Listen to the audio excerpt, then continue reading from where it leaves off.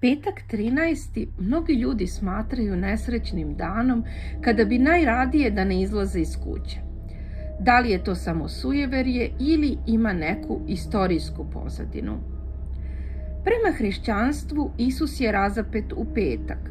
Takođe na petak 13. je održana tajna večera na kojoj je bilo 13 osoba.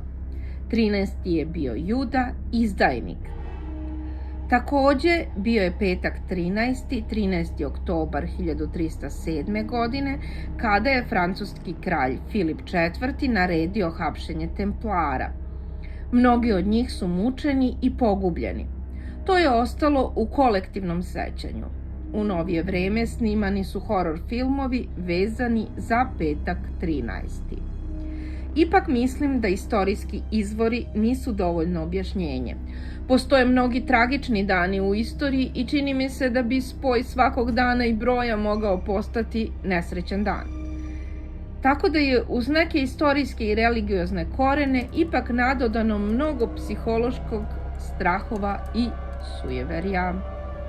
Slično je sa sujeverjem vezanim za crne mačke i one su obeležene da nose nesreću i da je nesreća ako nam crna mačka pređe put.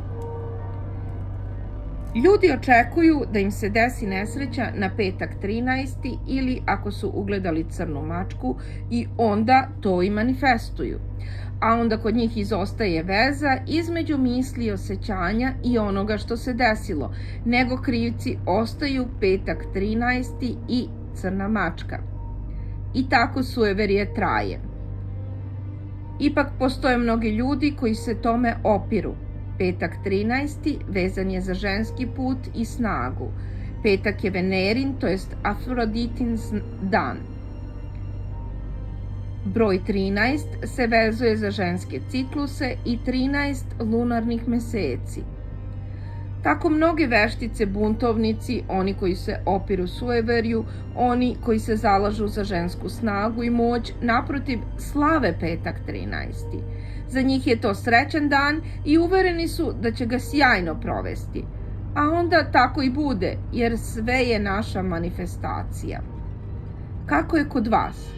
Da li verujete da je petak 13. srećan ili nesrećan dan? Ili dan kao svaki drugi?